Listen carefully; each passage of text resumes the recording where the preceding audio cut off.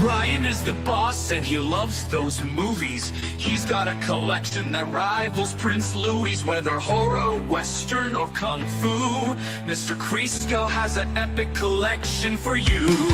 Brian streams late in the dark of the night, surrounded by friends and strangers bold and bright.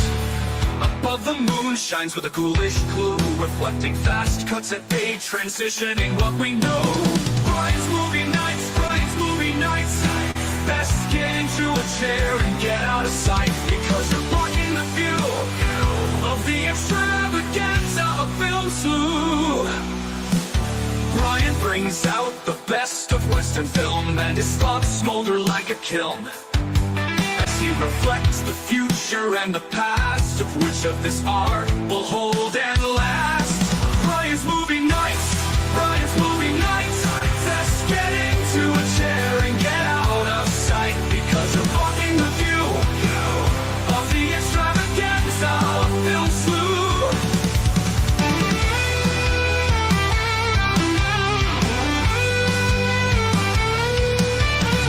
Brian brings out the best of Western film, and his thoughts smolder like a kiln as he reflects the future and the past of which of this art will hold and last. Brian's movie nights, Brian's movie nights.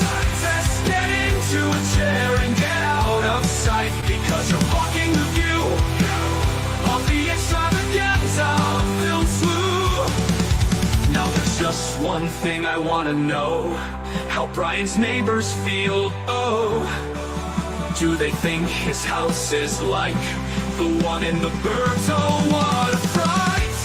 Brian's movie nights, Brian's movie nights. Just get into a chair and get out of sight, because you're blocking the view of the extravaganza of film slew. But Brian, who are those? Are those your daughters? If someone would be concerned because they look like vampires, and watch for Evan and Fellow and think they will try to hire a Shinto ninja assassin gunman grenadier with a hacksaw grenade launcher for the birthday slider beam on LRJ's ethical show.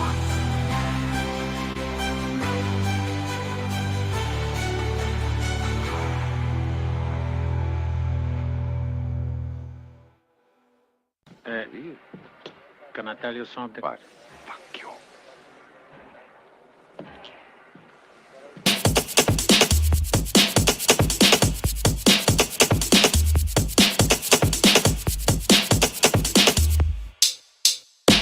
I was forced to retreat to this castle. Mankind is made up of inferior creatures, spiritually and physically deformed, who would have corrupted the harmony of my perfect body.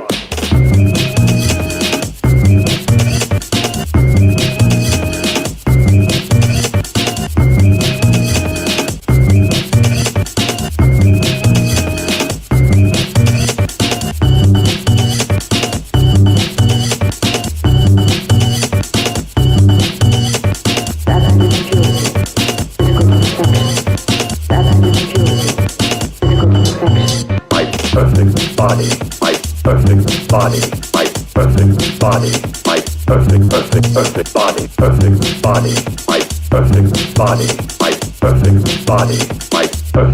perfect body.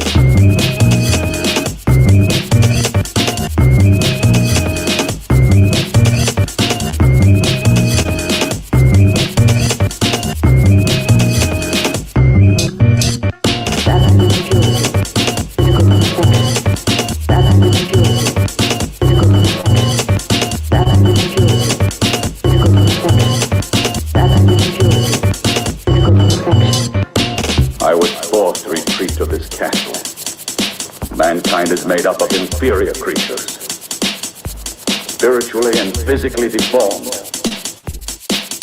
My vengeance needs blood.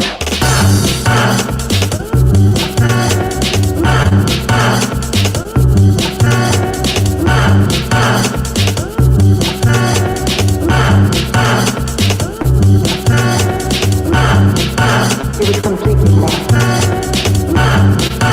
My vengeance needs blood. It was completely lost. My vengeance needs blood.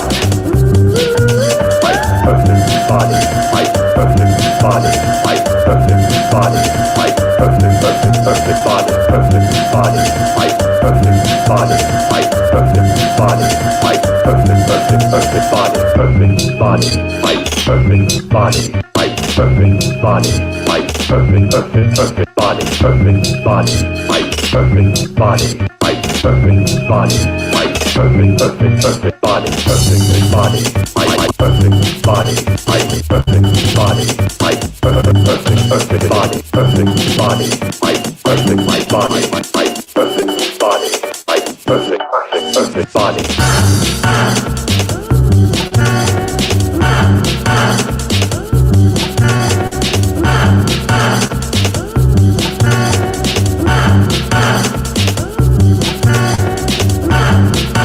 It was completely lost. My vengeance means blood. It was completely lost. My vengeance means blood. My perfect body, my perfect body, my perfect body, my perfect body, perfect body, my perfect body, my perfect body, my perfect body, perfect body, my perfect body, my perfect body, my perfect body, perfect body, my perfect body, my perfect body, my perfect body. I was forced to retreat to this castle. Mankind is made up of inferior creatures, spiritually and physically deformed, who would have corrupted the harmony of my perfect body. That's what I'm talking about! That's why he's the MVP! That's why he's the GOAT! The GOAT!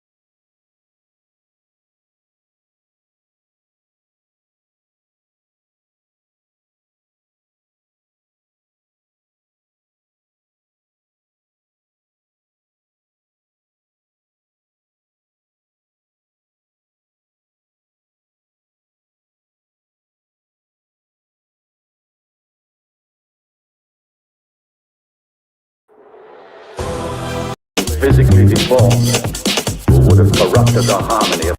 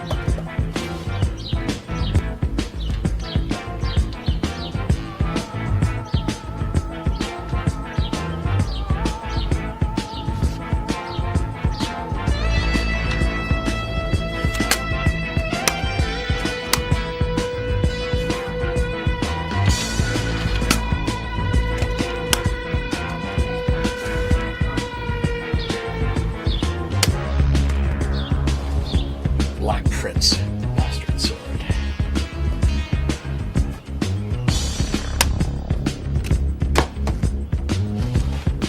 Step things up a level.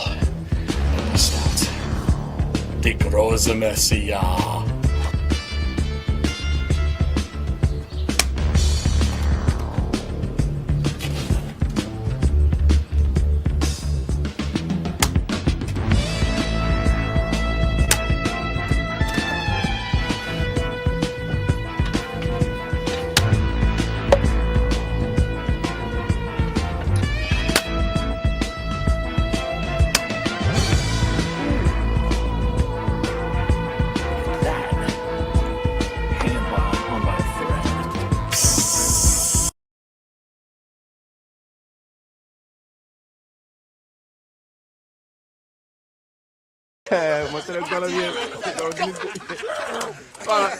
Hey, nee, yow bàyyi dof dof wala bàyyi. Hey, bu ko non. Doo ko jox ko. Yow wër nga. Doomu la rek ngeen jëf ko sala. Ko comme nit la. Ko sala. Yow wër nga. Ah!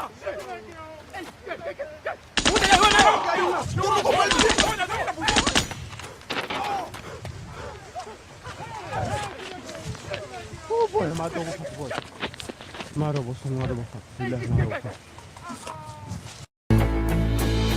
If you enjoy this content and want to support this channel, a great way to do that is to back my comic book, Six Gun Gorilla, Long Days of Vengeance. The critically acclaimed tale of a very big ape with very big guns, blowing very big holes, and very bad people. I'm so confident that you're going to love this book, you can download the entire first issue for free. You can find it right now on fundmycomic.com.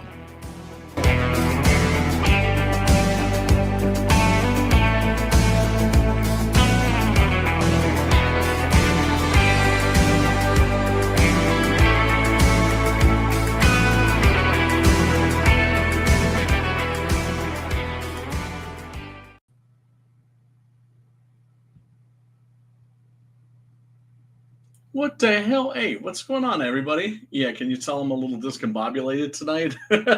What's going on? Hey, it's your boy Brian here tonight to talk about a little movie, I think, that a lot of people have slept on that you really shouldn't be sleeping on. And I'm going to be getting into that. We're going to be talking about Rollerball by Norman Jewison from 1975, written by Richard Harrison, I think, is the name of the author, based on a short story of his called The Rollerball Murders. And the movie, you can watch it for free. You can you could stream it for free. If I say you can watch it for free, and you're under 40, you're not going to know what I'm talking about. You can stream it for free. Just kind of like if I say that something's, well, yeah, there's this old program. Oh, what's a program? Oh, it's an app, right? So link is down below in the description where you can watch Rollerball completely unedited, completely uncensored on Tubi for free. You don't have to create a membership or any shit like that. And it is definitely well worth investigating, well worth checking it out, in my humble or not so humble opinion. Let me share something real quick, though, because I'm happy to say that I have finally gotten the last pages of the new Six Gun Gorilla and colored and lettered at long fucking last. There it is. There it is. The book is done. The book is done. Actually, it's not completely done. There is one page that's still being colored and needs to be lettered, but that's literally one page away from having this thing finished. Then I got to go through the whole rigmarole of putting the files together, and I hate fucking Adobe and I hate PDFs and all of that shit. But yeah, it's done. Here, I see. It's a weird thing. It's like you want to send updates, and I do try to update my campaigns frequently. Let people know the book is being worked on, that it's getting closer and closer to being finished, that they are going to get their shit. But this is like literally the last 15 pages. And so the last 2 issues have been like the climax of the 10-issue series, right? So issues 9 and 10, that's where shit really blows up. That's where shit gets out of hand. Gorilla versus Zeppelin action. Beautifully illustrated by my boy Preston Acevedo. And I want to like show people everything, but then I'm like, yeah, but then I'm dropping major league spoilers. So this is what I'm gonna do. This is what I'm gonna do. I'm gonna show you the last 15 pages, but I'm gonna show them to you real fucking fast. So here, blink and you miss it. Brrr, brrr. There you go. There it is. There. That's the proof. That's the proof. The proof is in the pudding. There it is. It's there you go. It's the last pages of the book. Last 15 issues. Actually, this is pages. Actually, it's the last 11 pages. This is pages 14 through 25. The backup story is also done. So I am hoping and praying that I'm going to be able to fulfill this either next month or in July. And I'm finally going to have this fucking thing done. And then I'm going to be able to launch another campaign. Also got the news that the book that I wrote for my boy Adam. No, I know people are like, Adam Post. No, not that Adam. This is another Adam entirely. One that you probably know from. Hold on a sec. Let me grab this. Yeah, we're talking about my boy Adam Lawson. That's who we're talking about. Who recently, of course, did this lovely volume with Phil Diaz. And I don't think you can. I think the campaign for this is closed. But the fact of the matter is Adam always delivers. He always delivers quality. And actually, yeah, the book that I wrote for him, Blood Moon Stomp, there's not going to be a campaign for that. That's actually going to be published by like an actual publisher, and it's going to be in like brick and mortar bookstores. That is to say, not like your LCS. I'm talking like Barnes and Noble and all that shit. So I'm like, that's great news. That's amazing news. Like your boy is about to become legit, right? But then I'm all butthurt because it's coming out in 2026, right? So being an ungrateful piece of shit, I'm like, 2026? What? I gotta wait till 2026 for that shit to come out? But yeah, it's gonna look amazing. Artwork, I mean, shit, I've got all of the black and white art.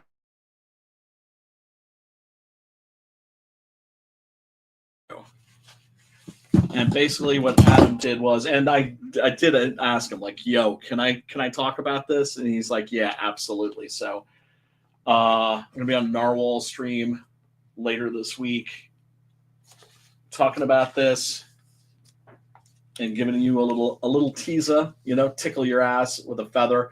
Beautiful, beautiful, beautiful art by Maxi Diallo. Colors by Mike Spicer, who's also, just friggin' phenomenal. Basically, Adam approached me and he said, he had read a script of mine called Tequila Moonrise, which is about Mexican wrestlers, luchadors fighting monsters. And it's the best thing I've ever written. I still think it's the best thing I've ever written. But he was just like, yeah, no way, because I can't write a comic about Mexican wrestlers because I'm not Mexican, right? And everybody has to stay in their lane right now. Although that is changing, right? The woke wars are over, thank God. But he said, could you write me something that's kind of like The Wrestler meets The Shining? And I was like, yes, absolutely. So yeah, this is going to be I can honestly say, with complete lack of arrogance, without being braggadocious, that this book is going to be phenomenal. But we're not here to talk about this book, or the new Six Gun Gorilla, or the Dandy backup story, which is also, by the way, colored and lettered, and has been colored and lettered and ready to go. That's going to go in the back of issue 10, and that's going to go in the back of the volume 2 trade paperback. Because I figure, shit, if you've had to wait 2 years for this damn book from me, you better be getting a fatter book. You better be getting more shit. So you're getting more shit. But yeah, no, I am here to talk about this movie tonight. Yeah, boy, talking about Rollerball. Now, to those of you that aren't familiar with it, Rollerball is a movie that came out in 1975. It is based on a short story by, I believe it was Richard Harrison, who wrote a story called The Rollerball Murders. And what is it about? It's about a futuristic blood sport. This is the original futuristic blood sport story and the original futuristic blood sport movie. There have been many since, right? It's really kind of like a subgenre. The Running Man being a very notable example, takes a lot from this movie. So the story, which is hard to find on print, but you can find it online fairly easily, is only about, I think, maybe about 15 pages tops. And it's about a futuristic blood sport called Rollerball. What is Rollerball? Rollerball is basically like a cross between roller derby, rugby, and you've also got and motocross. There's motorcycles riding around. But the purpose of the motorcycles is so that the players can grab onto a bar that's on the back of the motorcycles, which are like dirt bikes, and that will give them speed and help propel them. And the object of the game is to catch this steel orb, right? So there's a little bit of a rugby element there, is to catch this steel orb and throw it into a receptacle, a hole, right? So that's a little bit of a basketball element. And evidently they worked this into a real sport, and it worked so well that they actually had a problem when they were shooting this on location in Munich, because when it came time to stop filming for the day, they had trouble getting the stuntmen off of the ring because they just wanted to keep playing the game because they were having so much fun. And the game itself looks so cool. We're going to check some of that out. That there actually were offers from corporations that approached Norman Jewison and said, "Hey, yeah, Rollerball, awesome. Can we buy that for you? Because we want to turn this into a real sport." And he was pissed. He was like, y'all did not get the message of the fucking movie, clearly. And yes, this is a movie with a message, but it's not the one that you think it is. And I've always really been intrigued by this movie because it's one of those movies that you have a relationship with, at least that I've had a relationship with pretty much my entire life. Comes out in 1975. I am very, very, very little. I'm very butthurt because my father takes my brother to see it in the movie theaters because my brother's 6 years older than me, and he's just like, okay, yeah, I'll take him to see an R-rated movie, but he's not taking my little ass to see Rollerball. So I'm butthurt about that. Then I catch it on cable on HBO, and it's very, very early days. This is when you had like the big old controller with a big wire that went to the TV, and these big chunky buttons. There were 13 of them, right? And no, actually, I think it was 14 buttons because there was just like a bunch of channels, and then of course HBO. And HBO wasn't even 24 hours a day at that point. It would actually, they would stop showing movies like around midnight or something, which was bullshit. But that's just to tell you, this is like in the early days of cable television. And my family was like the first to have HBO, which was cable TV at that time. There was just that one channel. But they would show movies unedited. And so you got the boobs, you got the booties, you got the gore and the violence. I remember seeing Taxi Driver on there, completely unedited, blew my mind as a little kid. The Exorcist completely blew my mind. And this was a movie that I thought was okay when there was violence on the screen, when they were actually playing the game. Otherwise, I thought it was kind of boring and pretentious. I'm like, oh, here's the message. Violence is bad. And then I revisited it as a teenager, and I had a similar experience that I had with Planet of the Apes. Like when Planet of the Apes came out when I was a kid, or when I saw it on TV, I thought, wow, this is great. This is like, you know, it's a science fiction adventure story, right? About a guy that goes to a planet of apes. And then at the very end of the story, of course, you discover he was on Earth the whole time. You blew it up. And then I watched it again when I was like in my early teens, and it was a completely different movie.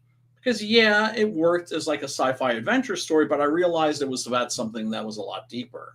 And I was like, oh, fuck, this is about racism. This is about one group of apes that considers itself superior to another group of talking apes. Right? Just because they look a little different.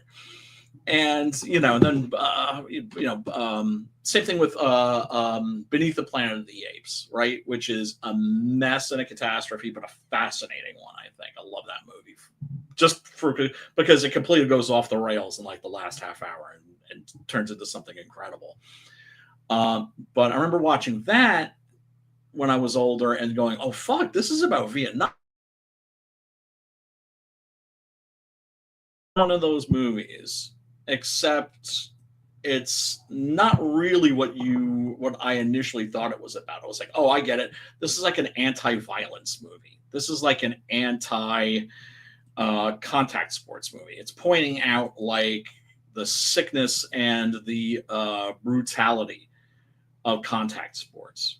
But yeah, it kind of is, but it's doing something else there too. And really what it ultimately is that it is a story about it's kind of a rebirth story. That is to say that it's about a guy who discovers the world is way more complex than he originally thought it was. And that character is Jonathan E., played by James Caan. Yeah, I just discovered this on interwebs before. If you've never seen this movie, you don't know how fucked up this is. You really don't. Poor Moon Pie, man. Poor fucking Moon Pie. You're not going to know what I'm talking about unless you've seen the movie. But yeah, one of the things, of course, I always do if I do a movie stream, got to look at the poster art, the different posters. This is a classic one. In the not too distant future, wars will no longer exist, but there will be Rollerball. Because Rollerball is a game that has replaced war. And there aren't countries anymore. This foresees a future. This is set, by the way, in the year 2018, right?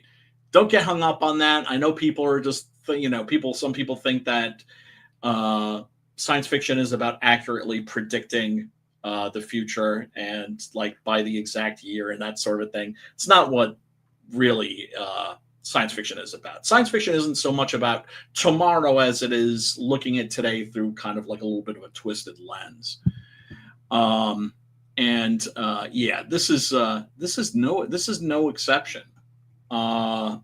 There are some really interesting themes to explore. Oh, I love this one right here. This one's really cool because corporations have taken over.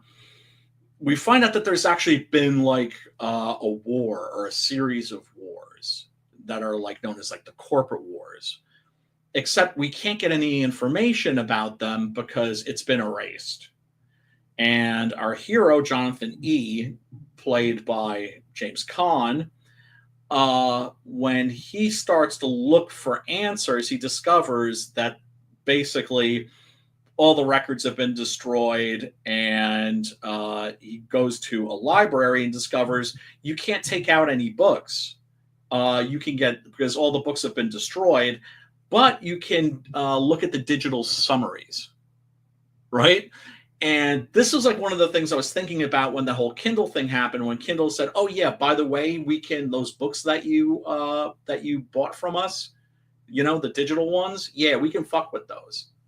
So, you might be reading a particular version of, I don't know, a Roald Dahl novel like James and the Giant Peach, or The Witches, or Charlie and the Chocolate Factory, all of which are books which have recently been censored, by the way, and, been had offensive words replaced, right?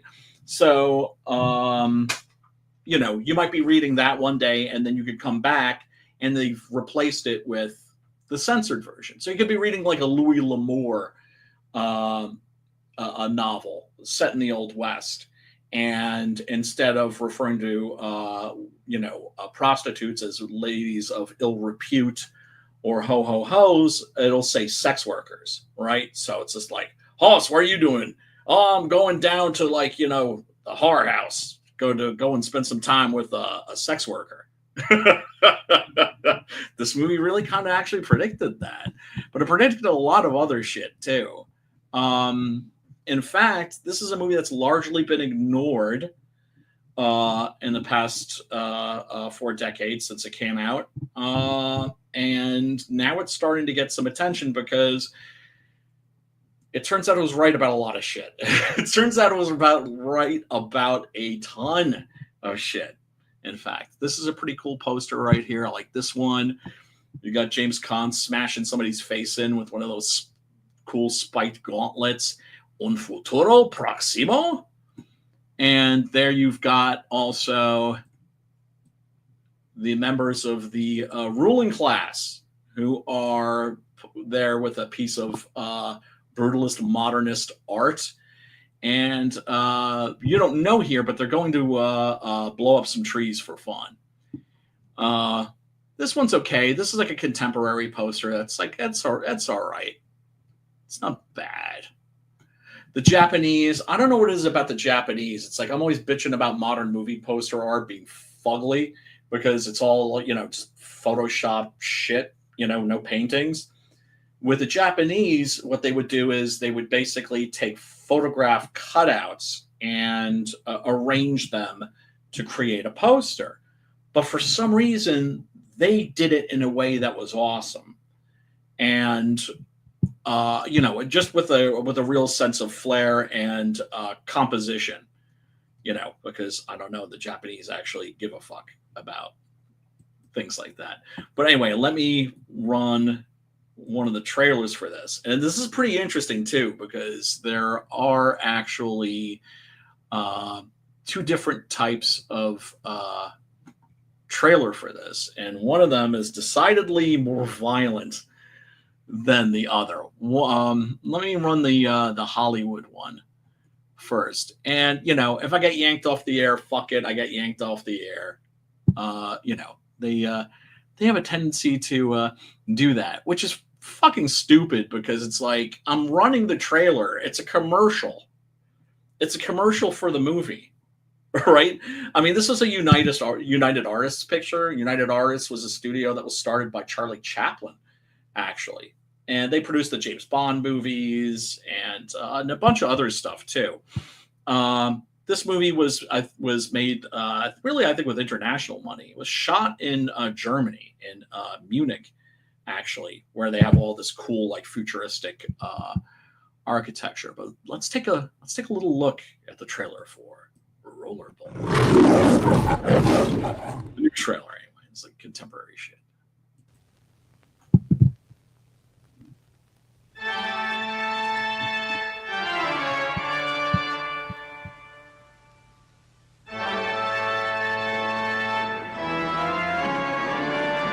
And they really better not fucking copyright strike me on the music for this, because it's all classical. It's a classical score that's conducted by Andre Previn, who was like a real big figure in the classical music scene of the last like 40 years.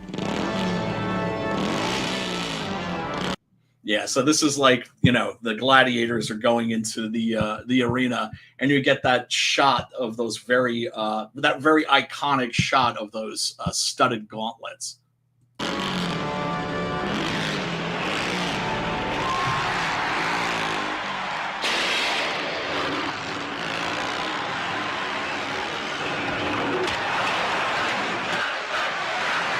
Jonathan E., that's the name.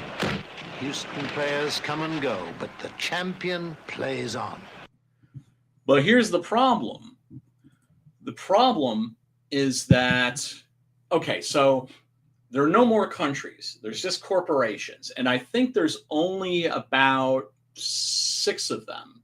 So there's energy, there's luxury, there's agriculture, and there's a couple other ones too that I can't remember, right? But it's like every corporation specializes in something that's a very specific service. And so the purpose of Rollerball is it's a blood sport, right? It's Roman shit. And I've heard it said many a time that religion is the opiate of the masses. Wrong. Sports is the opiate of the fucking masses. And it's a very, very effective one.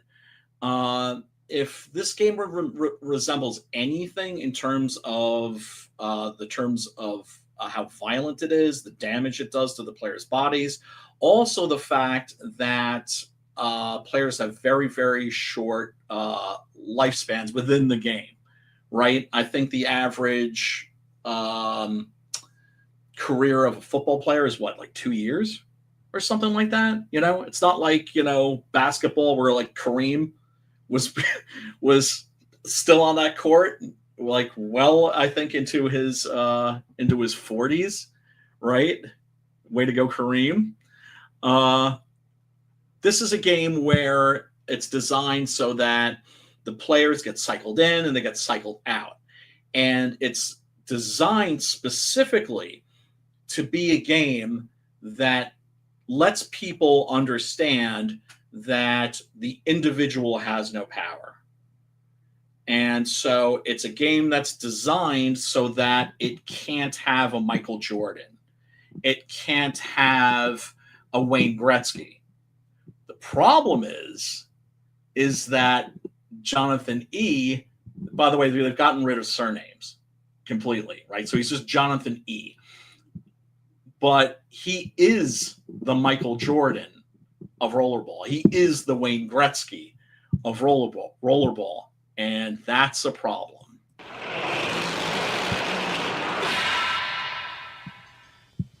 You know how the game serves us. It has a definite social purpose. Nations are bankrupt, gone, no poverty, no sickness. Man has accomplished what he'd always craved. Yeah, and one of the interesting things about this future is you have, you have the ruling class or the executive class, as they're referred to, right?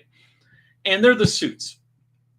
And they're the ones who make all the decisions and live the most lavish, most decadent lifestyles, totally fucking hedonistic. The word love never appears in this movie. And that's for a reason. It's because the word love really kind of just isn't used anymore. Jonathan, is throughout the entire movie mooning over losing his wife to one of the executive class, because wives can be traded. That's not to say that there's just like open sexism, because that's the thing that's freaky about this too, about this future, is that it's not like women are like sex slaves, because there are also women that are executives. You see, there's no racism, right? In fact, a lot of the executive women, they have their versions of the professional wives or concubines, really, right? They've got their boy toys, and so it's like very sort of modern and progressive. There's no racism, there's no sexism, but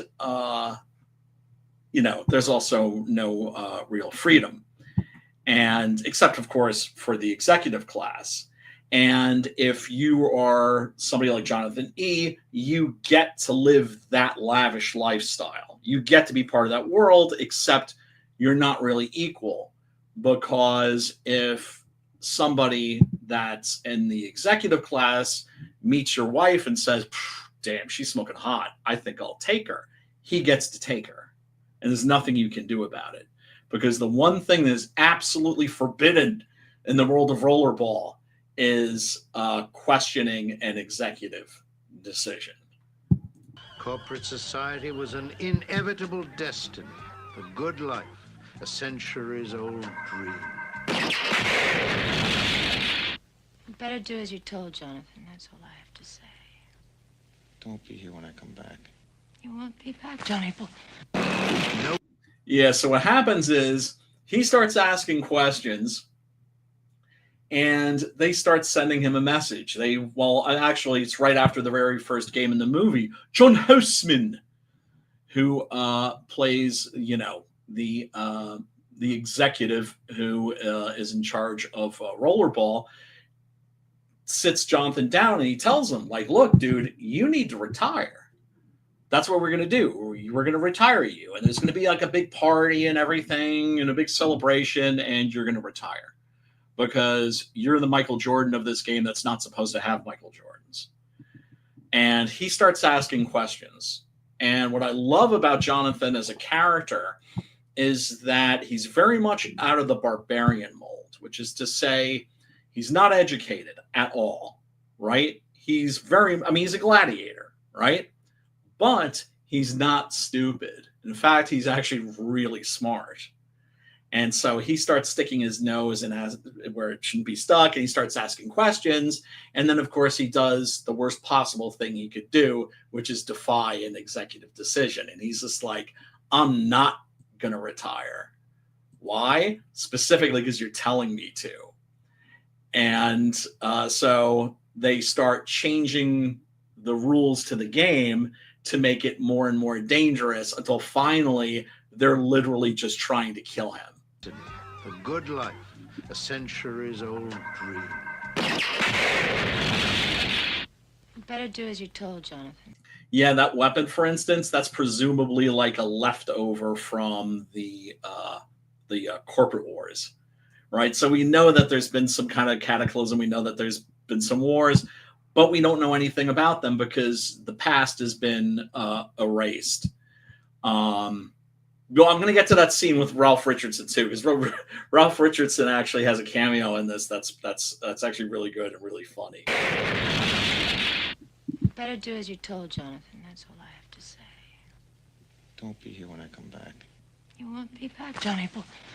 Right, you won't be back, right? Because they're going to kill you. They're going to kill you in the game. No player is greater than the game itself. It's not a game a man is supposed to grow strong in, Jonathan.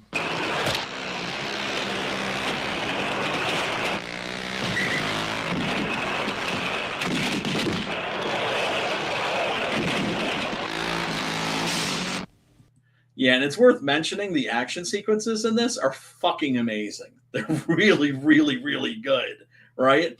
So it's one of those movies that you could watch like as a kid and be like, this is awesome. Like, I love this, right? You're watching this game where people are just getting fucked up progressively more and more too. Because like I said, you know, they keep changing the rules. And I think if this movie got anything really, really right about the America of the future, this more than anything, it's that the rules change as you play the game and that the goalpost keeps getting moved, right? If you're not a member of course, the executive class. You still don't understand why. Oh yeah, and this is Maud Adams, who was a Bond girl twice over, actually, who plays Jonathan's ex-wife, right? His one true great love, and who was, of course, taken by a member of the executive class who wanted her, right? So now she's married to this guy, has kids with him, and everything like that. That's just her job, right?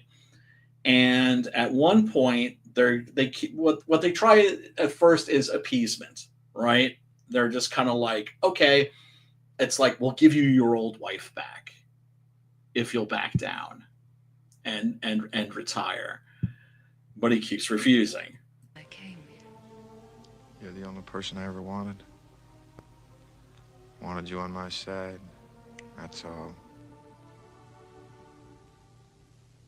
Yeah, and then he erases this, right, because he's always sitting around and he's watching old home movies of himself with her, right? Because he's never fallen out of love with her. But, like, finally he's just like, yeah, like, you know, I don't like the word closure because there's no such thing. But yeah, he's just like, no, I'm turning that down because the only reason you came back to me is because they gave you back to me. Right. And that's what I think is great about this, is that the stakes are ultimately very deeply personal for him.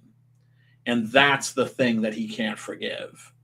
And that's really the where his defiance springs from. Oh, what up, Tony? What up, Tommy? I called you Tony. I'm sorry about that. Yeah, dude, link is below in the description. I'm telling you, this is a movie that has aged exceptionally well. Like I said, like 1 year I'll think it's pretentious bullshit that it's celebrating the violence it's supposedly condemning, and then I'll watch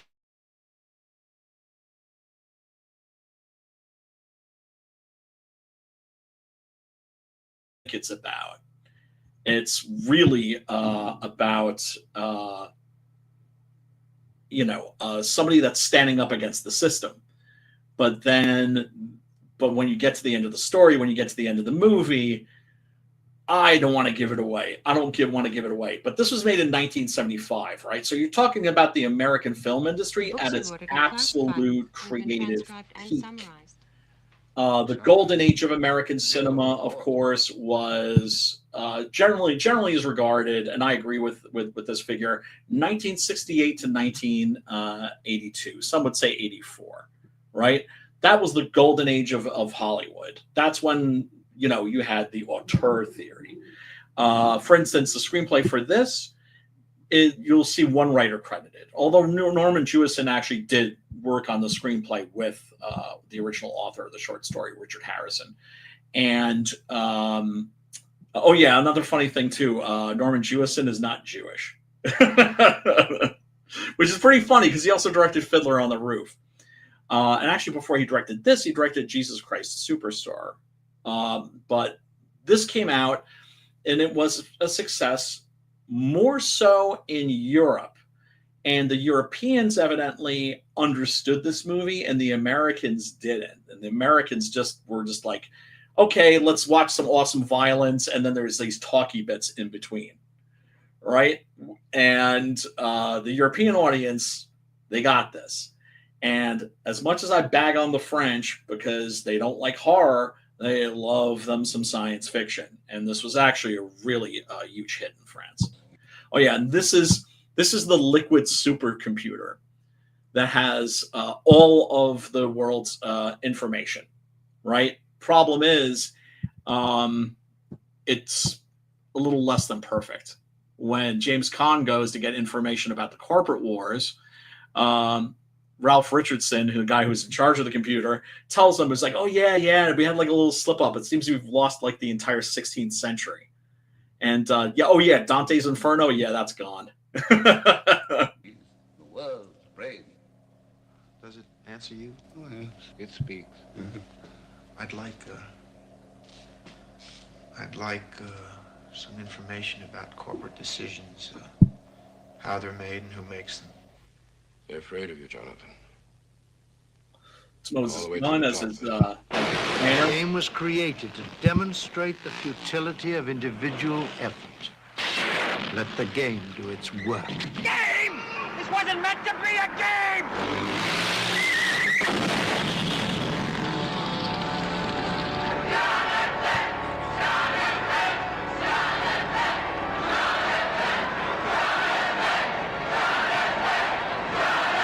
Oh yeah, this is where they go to Tokyo, and something very bad happens in Tokyo.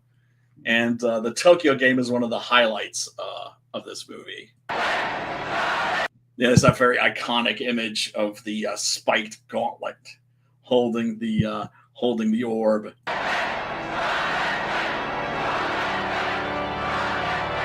Right, now real quick, let me remove that, and I'm going to show you the alternate trailer that's from the same period that is considerably gnarlier, where you really kind of get a better idea of what kind of a movie this is. Let's see here. Yeah, there we go. Let's check this out. So, similar trailer. Forgive me if, there's some of the shit you've already seen here, but you're also going to see some other stuff that's not in that other trailer.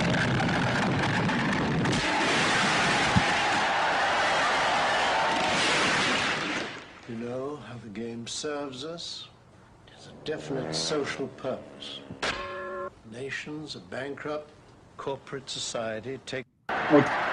Well, Tommy, like, Tubi is fucking amazing. Tubi is genuinely the best streaming service, like, on the internet. And it's strange because I'm surprised more people don't know about it. They've got so much awesome crap on there, and it's completely free. And I think that's the problem. It's kind of like, I don't know, people don't want free shit. They assume that if it's free, that there's some kind of a catch. It's basic consumer psychology.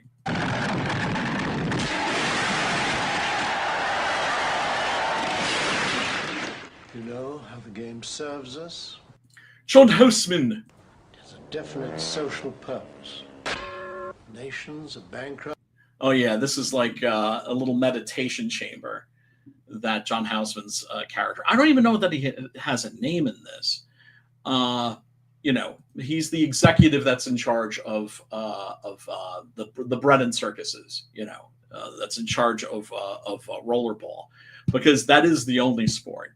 And like I said, it's like they won't allow any kind of a team sport where you can have like a Michael Jordan or a Wayne Gretzky. But once again, that's the problem with Jonathan E.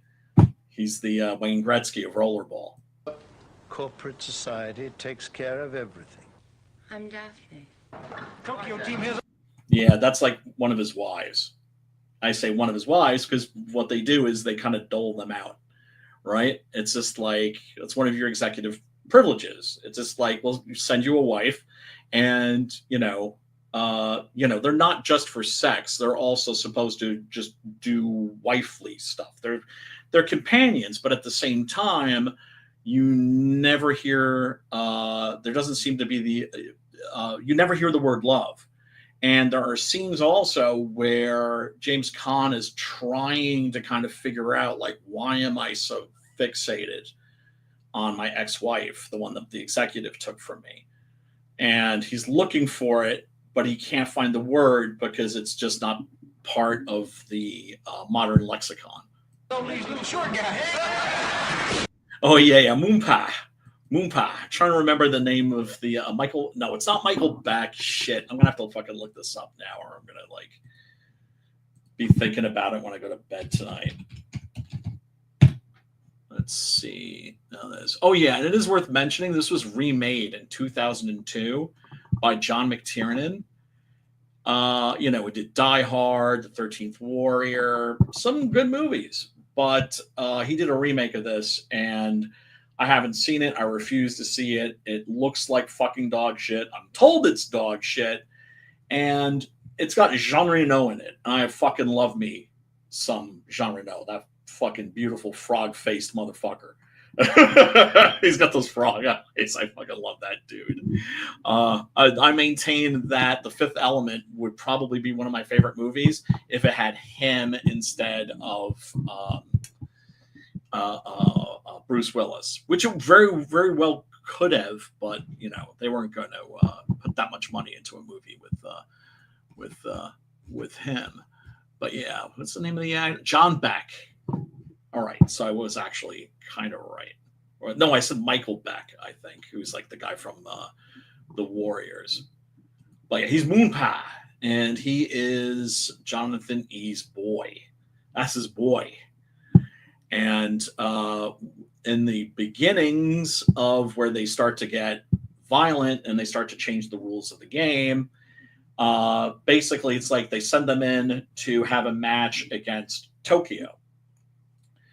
And they have a Robert Ito, who is like a Japanese American actor, like one of like 2 or 3, right, that you would always see on like TV movies and shit like that.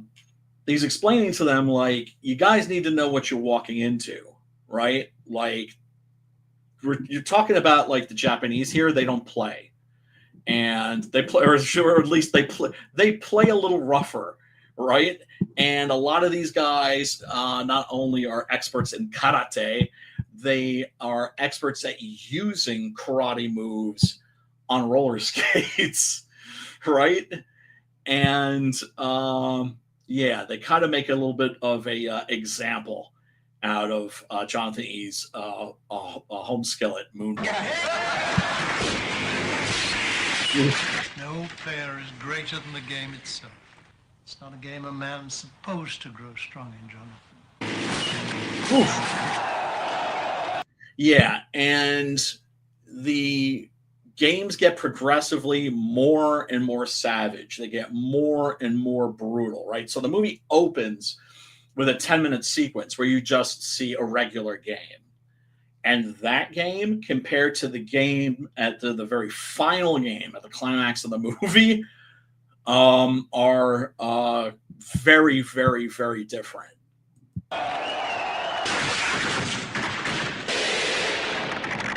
Oh!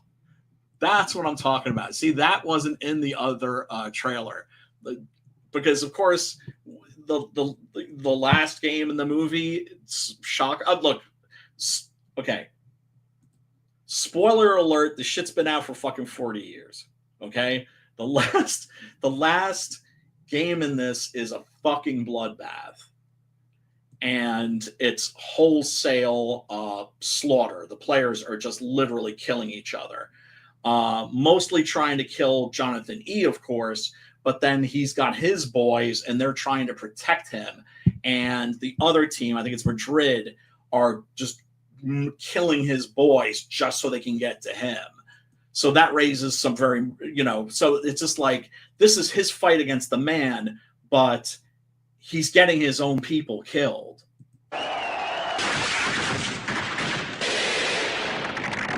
Oh man. Yeah. Yeah, he did. He did. To the tracks, in the middle of it all, men, little men. Game! This wasn't meant to be a game!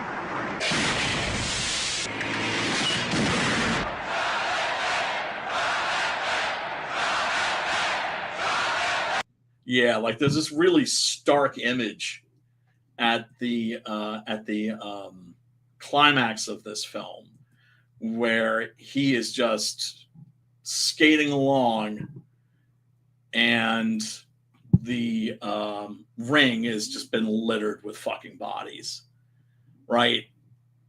I think Norman Jewison is Canadian originally. And he said that when he read the short story, he was immediately taken by it. And he was the one who actually contacted the author and said, hey, you want to make a movie out of this? Because he remembered being at a hockey game. And I've been to hockey games before, and I actually find hockey to be entertaining to watch, more entertaining than football, that's for goddamn sure, or baseball. Baseball's I guess, right? Soccer. I'm just not a sports guy, right? Just not a sports guy. But I went to a hockey game, and I actually found it kind of like, oh wow, it's like these motherfuckers are moving pretty fast, right? It was entertaining. It was the audience that fucking freaked me out. The audience freaked me the fuck out. These are, and it's, you really, if you've never been to a sporting event, and I will never go to another one again. Last one I went to was a baseball game, and I actually almost got into fisticuffs with somebody. No, I'm not proud of that. I did walk away. Right, I saw this guy had his son with him, and he was being a dick to me. And the guy's got a little boy next to him. If he had that little boy next to him, right? It's there's something about team sports that bring out something in people that can be very, very dark and dangerous, destructive. And I don't mean to be like one of those guys. It's just, well, look, I love me some wrestling. Okay, I've always been a wrestling guy, pro wrestling guy, because it's fantasy, right? And yeah, it's just like, is it violent? Yes, these guys are getting bounced around, but they're not deliberately trying to hurt each other. And I know a fellow who played football in high school, and I remember him telling me that he was asked by his coach during one game to break another player's leg. Evidently, one of the players on the opposing team was playing a little too well.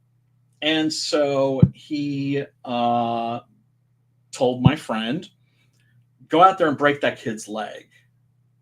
And so he went out and he did it. Much to his everlasting shame, right? It's not like he killed the kid, but he knows he did wrong. But that's the thing, is he was a fucking kid, right? He's looking for guidance from the fucking adults, and the adult is telling him, go out there and break that kid's fucking leg, right? I'm sorry, there's no way you can tell me that. I'm not saying that sports are necessarily evil, but you can't tell me that sports, especially team sports, don't have a fucking dark side. And you can't tell me that they don't bring out something dark in the human heart.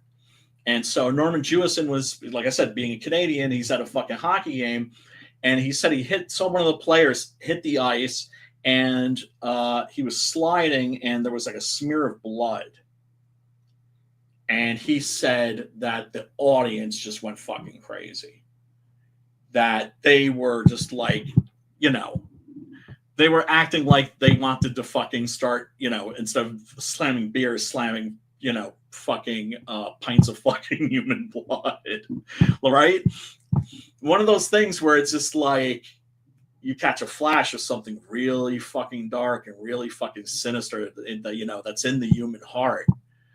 And you know, that's what a game like Rollerball or football are designed to do, or to tap into that and to exploit that and to use that to control people.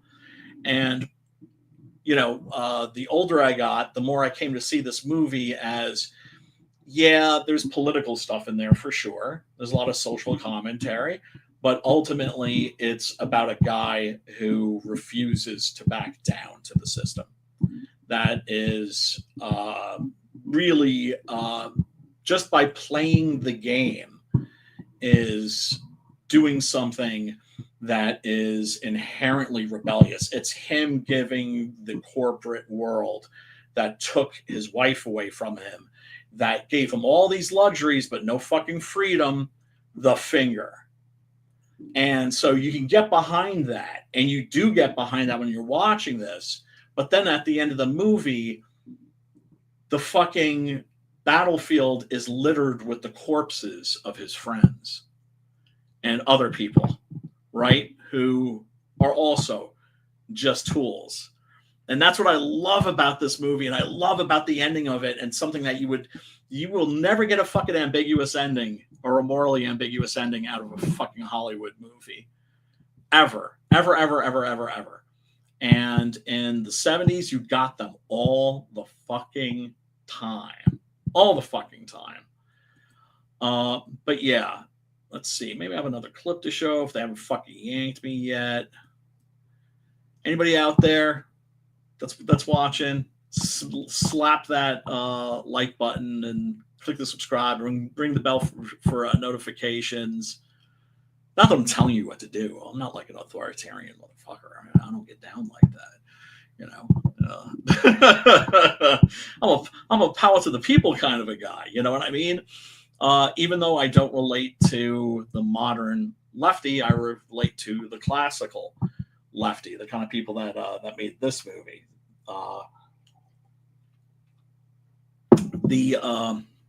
What should I show? Should I show one of the games, or should I show like that really funny scene with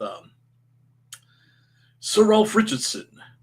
Funny thing too, it's like this is John Houseman, who's very much from the American theater, and those guys always have a haughty air about them. Then you get Ralph Richardson, right, who comes from like the Royal Shakespeare Company, and those dudes are like the exact opposite. Like they're working class, and they're very they're not the stuffy people that you would expect them to be. Like they're actually like the exact opposite. Like they're actually like really kind of can be really crass and funny people. Like, oh god, I'm not gonna get into it. Yeah, like John Gielgud, who most of you probably remember from Arthur, I suppose. He was in Caligula, and when he ran into Malcolm McDowell on the street, he was like, "Oh my boy, have you seen Caligula?" And Malcolm McDowell was like, "No, I've heard some pretty bad shit about it though," because the producer Bob Guccione had gone in, and he had gone on the set at night, broken into the set with his own camera crew and some porn stars, and shot hardcore footage, and he spliced it into the movie. And this is a movie with Peter O'Toole, Sir John Gielgud, some other like major names, right? So it caused like a big scandal. So I always thought that John Gielgud must have been pissed, but no, he actually thought it was hilarious, and told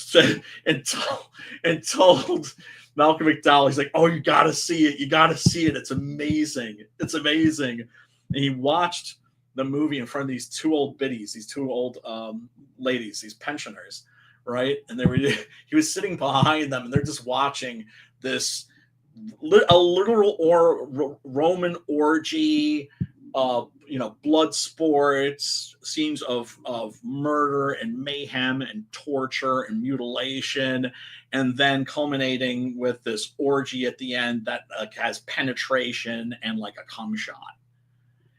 And so, and then the credits are rolling, and he's just sitting there looking at these two old women, and one of them turns to the other and says, "Well, boy, that sure was worth $5, wasn't it?" But the actors for the American theater tend to come from the ruling class and could be very, very haughty, very self-serious people like John Houseman. Not that he's not perfectly cast in this, but yeah, let's see. I think this is this the scene with the computer?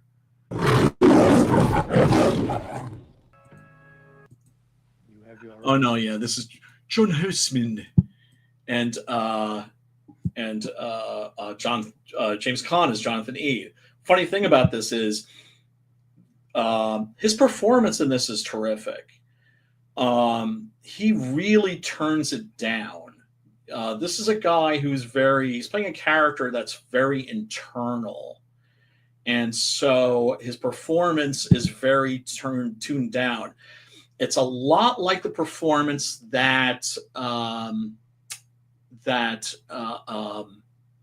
Charles Bronson gave in Death Wish, which I think was the same year or a year later, where it's like you've got this guy who's just like an emotional fireball, right? And he has an inferno inside him, but he's got it under really, really tight wraps. But he's like squeezed so tight, you feel like at any fucking moment he's gonna fucking pop.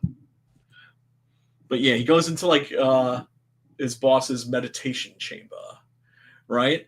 And there are these like crystals here, and he's like, "Don't disturb the crystals," right? Which are kind of like chimes. But then when Jonathan E. walks in, he's like, this big barbarian, and so he's like, he not only runs into these things, he actually cuts himself. Keep silence with me for a minute, won't you?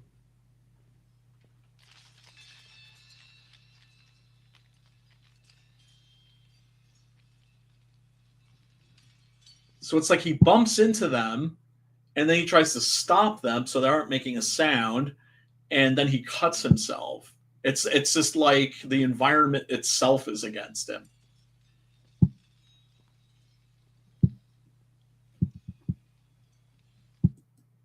Yeah, so of course he doesn't know anything about meditation, so he's just sitting there twiddling his thumbs while John Houseman is meditating. Cut my finger. Sorry. Yeah. Bartholomew. Yeah, that's the name of his character in this. Know that. So now we have the majors and their executives.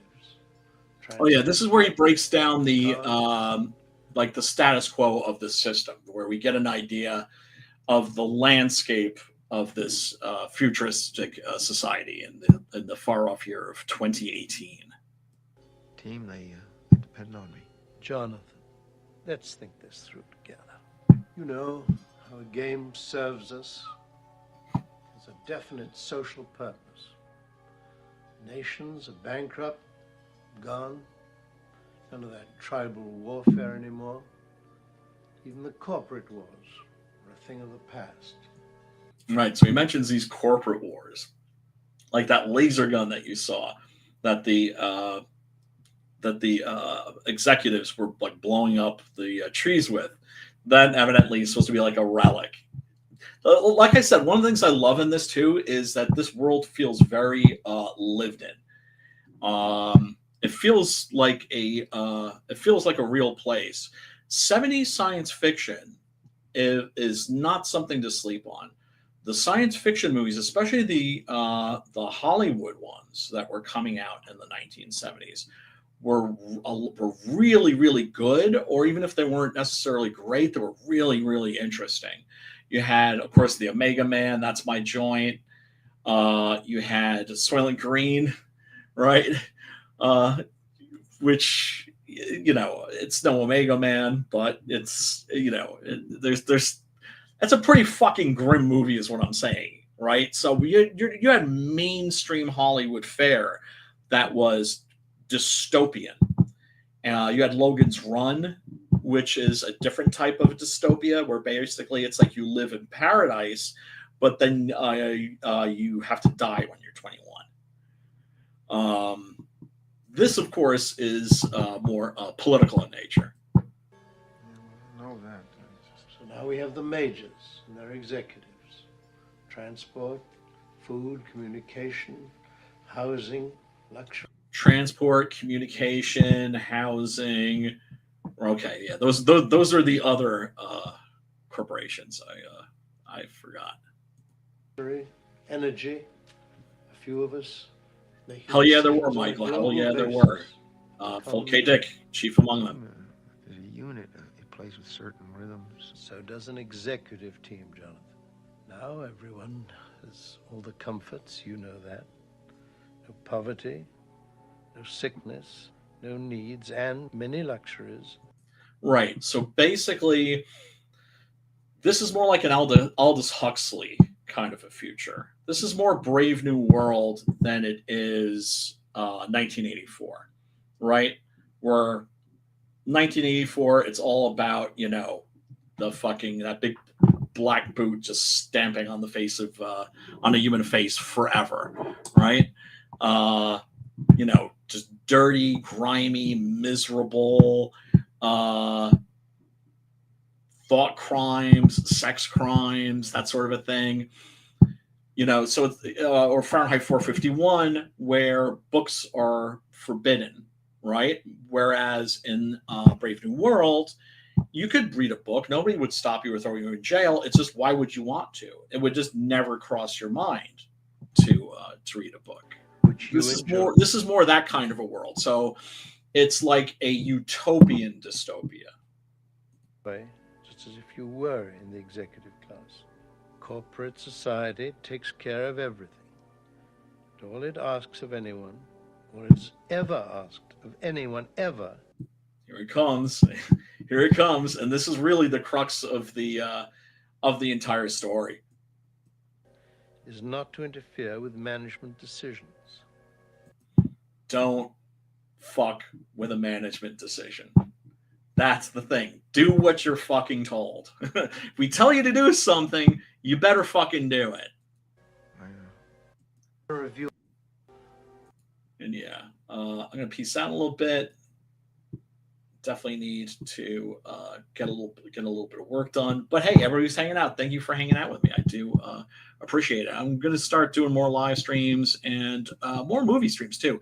Actually, I think I want to start doing a bunch of science fiction ones.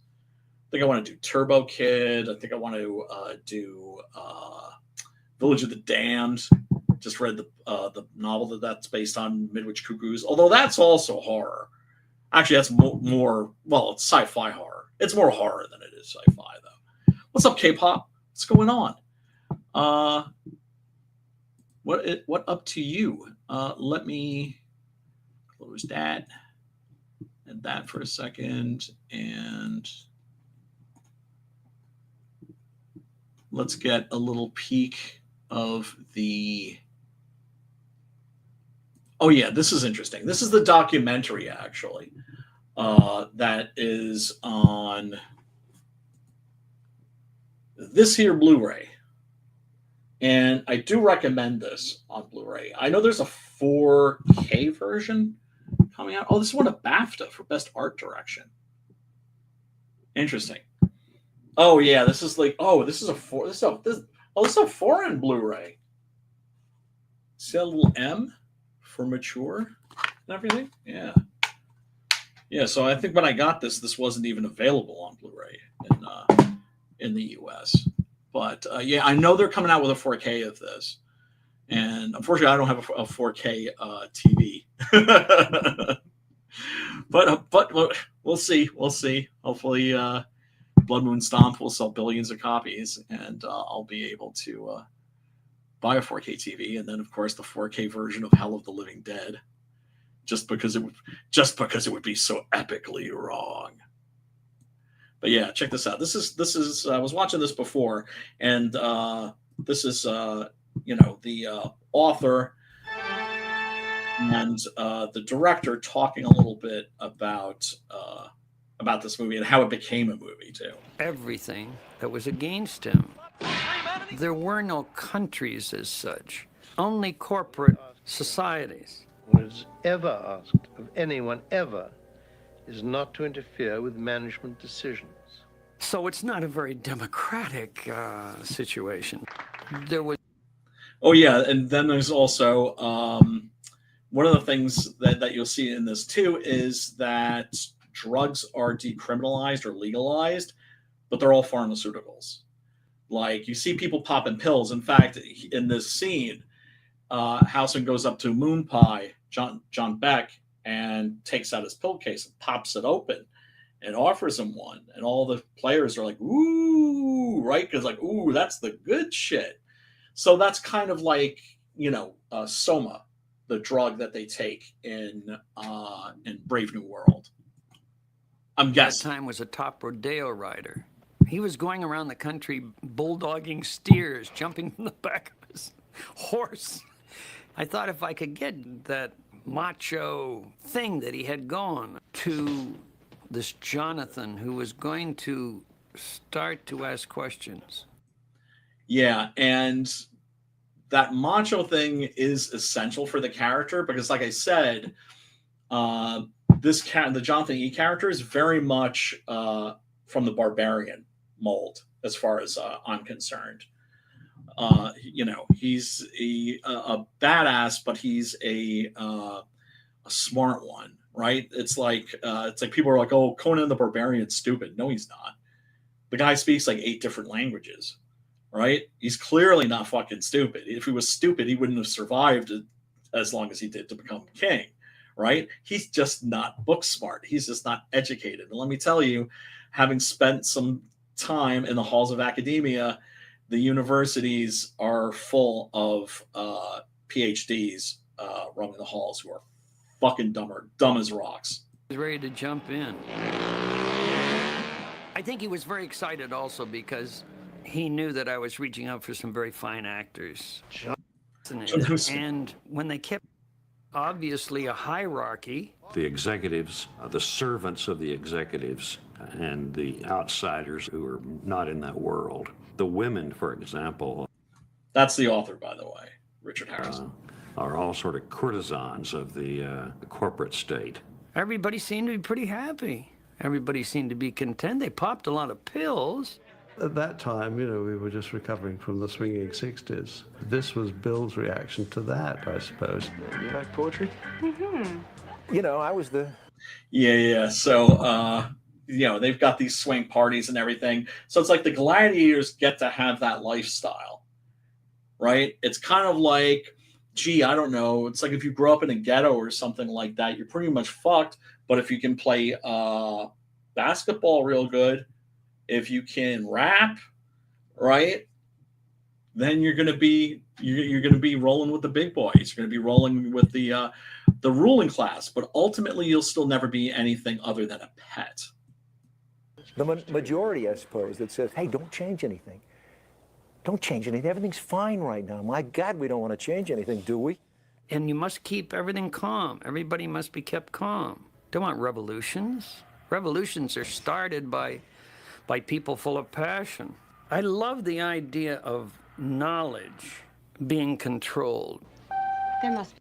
Oh, yeah. This is the scene that I was looking for. This is the scene I was thinking about, where Jonathan starts asking questions and looks for the answers and discovers that there are no more books, but that's okay because there are summaries. You don't need to read all of Paradise Lost. You don't need to read 1,000 pages of Don Quixote or the Brothers Karamazov, right? You can just get like the fucking summary, which is just maybe like a couple of paragraphs or something. There's some mistake. The books you've ordered are classified and have been transcribed and summarized. That's power. I remember going to New York and meeting with United Artists with this idea. And it was so bizarre. I think it was its own genre at the time because I don't think Yeah, it's worth mentioning because, you know, there have been so many movies about futuristic blood sports ever since. I know there's a new version of The Running Man coming out, The Long Walk, but this is really the first movie about like a Roman style gladiatorial combat in the future. I think it had been made like it at that time. I think United Artists was fascinated, and when they kept asking about the game, I kept describing the helmets like football helmets, the gloves with studs. Yeah. Yeah, that's just a great iconic image. This was actually used in a lot of the promotional material. That they could hit the opponent. They were excited by the theatricality of it, but I don't know whether they were really sold on that I knew what I was doing. We were stunned. Football. Librarian. Oh yeah, there's the scene. Yeah, there's the scene with Ralph Richardson. And so we decided we could. Let's see if I can. Jonathan. Yeah. And so. Do you remember that? Yeah, because Ralph Richardson is the guy that's in charge of the computers. Got on the airplane. Or the computer that has all of the information on it.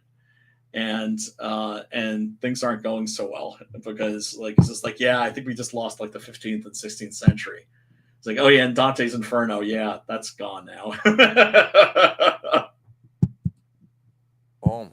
When I came back in, they were all standing there. They're going up to the top of the track, and they were all pissing on the track. I mean, knew that was the end of the.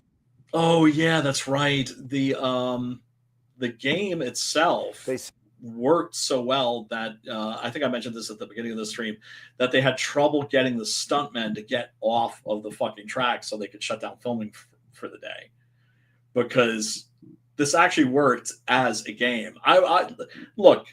I think it would make a great video game for sure, but should people actually be doing this? I don't know, man. I see shit like MMA, and it's, you know, and I see people, you know, the ground and pound and shit like that. I can't watch that shit. That's just a little. It's a bit much for me. Someone maiming someone. I kept cautioning everybody to slow down, slow down. They just started to go faster and faster. Well, that's because I guess he didn't realize this. Stuntmen are fucking lunatics, and they don't care if they get hurt. They're looking for that moment of glory. You know, they're fucking evidently just maniacs, adrenaline junkies. Jimmy is one of the great mimic actors. He bullshits himself into that he is the best in the world, whatever he's doing. You know, Jimmy tap dances, he plays the piano, but he's a mimic. I mean, he sees something, and it's uncanny how fast he gets good at it. Well, the first thing he had to do was learn how to really skate well at high speeds. He wanted to do a lot of the stunts himself, so he prepared for weeks.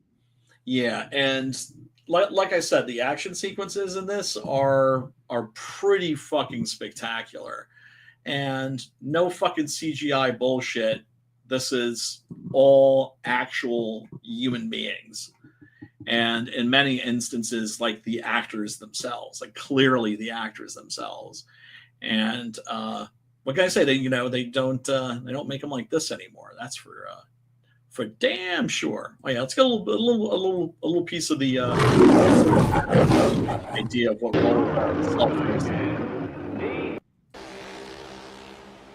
The computer counts down. 1 second, the ball. The period is underway here in Houston tonight. The first team to pick up the ball will be on offense as they try to score, and it's a pick up by Houston. It's picked up by BJ. BJ moves it around the. Right, so evidently they have like these catcher's mitts, or only some of the players have like these sort of catcher's mitts. Anthony holds the ball aloft. You must hold it out in plain view at all times. Pick him up, pick him up. I got him, I got him. Being hampered from behind. On your right, on your right. Right. Right, so that iconic image of the gauntleted hand, right, with the spikes on it, holding the ball is actually a part of the game. Jonathan E. holds the ball aloft. You must hold it out in plain view at all times. Pick him up, pick him up. I got him, I got him. Being hampered from behind. On your right, on your right.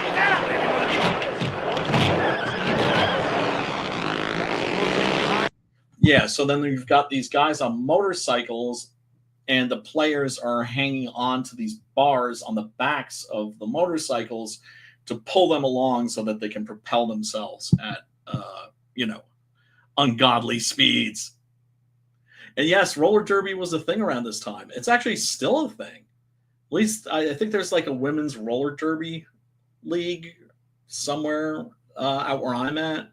I'd love to go to a game. It's just like I would only go if I could bring a friend or something like that. Then at this age, I just feel like the dirty old man, just like watching these girls on roller skates. I ain't being that dude.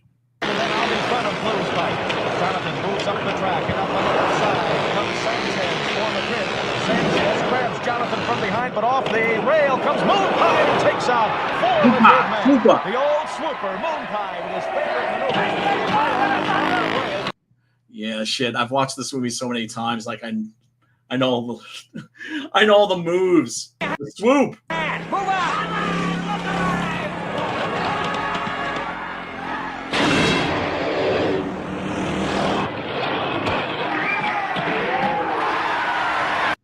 Right. So that's like the game at the beginning of the movie. Like I said, by the time you get to the actual end of the picture, it's a very different game. And there's just like fucking bodies bleeding and burning just everywhere. But yeah, I think it's a really good movie. It's maybe a little bit over long. It's about 2 hours, but I really believe that if you took Norman Jewison's name off this and you put Stanley Kubrick's name on it, it would be considered like a masterpiece or a classic. And I'm not saying it's as good necessarily as a Kubrick movie, but it's close. And I do believe it does cross that line from good into great. Like I actually think that this is like a genuinely great movie. At least it's one of my favorites. And click on the link below in the description, and you can watch that shit for free. And the great thing too is that on Tubi, if you don't like it, you can turn that shit off in 5 minutes. Anyway, I'm gonna peace out. I'm gonna try and get a little bit of work done. Gotta get Six Gun Gorilla issues 9 and 10 and volume 2 trade paperback. If it's still funding on fundmycomic.com, and hail to Luke for making that shit happen, man. He is killing it right now, and the forces of evil are arraying themselves against him, as I told him they would, as I warned him, but he is not one, like Jonathan E. is not one to back down to the forces of authority. Let me play this really quick. I feel bad. I didn't pimp anybody's campaigns tonight. That ain't right. I gotta the next time I stream, I'm definitely gonna have like some campaigns set up for to pimp. And oh fuck, man, I went to my LCS this week to pick up my boy Narwhal's new shit, right? These Vatican City issue 2, also the first new issue of Mark Millar's new Huck series. And my LCS ain't there no more. They closed down. There's a sign that says that they've moved, but I went there, and if they're setting up shop there, they haven't yet. So hopefully my LCS is going to reemerge in another location. But, of course I want you to back my shit, but most of all, most importantly, back indie comics right now, because people are the hoiting. the Hoyton. They're just not doing well, and that is a sucky thing. I mean, and the thing is, and I know some people are taking it personally too, but it's the economy. It's the economy right now. The indie creators need your dollar more than they ever have. So if you can, and remember, if you can't back campaigns, fuck it, share the link. Like, if you don't think that makes a difference, it does make a difference. I can never emphasize that enough. And K-pop, if you're still there, big love to you, because you're one of the main people out there right now that's pimping people's shit. And it hasn't gone unnoticed, and it hasn't gone unappreciated. Ow.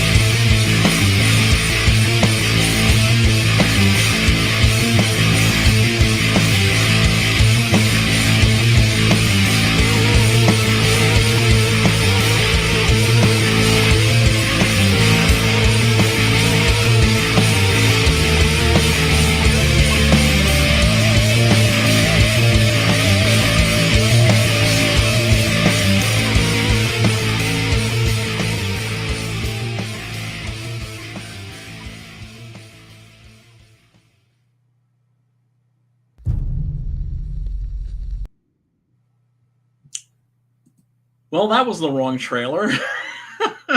Such a fucking spaz. See, this is an indication. I don't know how motherfuckers stream for like 4 hours, 8 hours. Some people have pulled like really mad, crazy shifts. I don't know if anybody's done 24 hours yet, but shit, after like 90 minutes of this shit, I'm just like ready to tap out. But yeah, that was for the old campaign, and that was the pared down metal version. Let me play this real fucking quick. If you enjoy this content and want to support this channel, a great way to do that is to back my comic book, Six Gun Gorilla, Long Days of Vengeance. The critically acclaimed tale of a very big ape with very big guns, blowing very big holes, and very bad people. I'm so confident that you're going to love this book, you can download the entire first issue for free. You can find it right now on fundmycomic.com.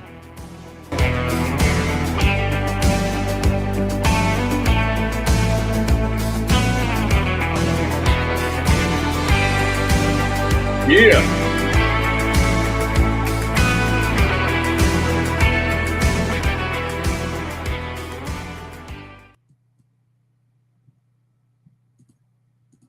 All right. Do I have anything else I want to play here? Let me see.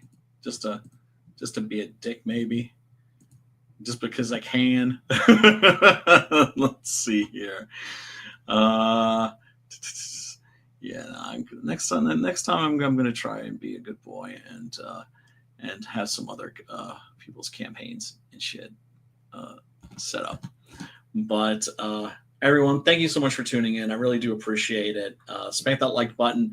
And yeah, Michael, the economy is fucked right now. And the first thing to go is discretionary spending.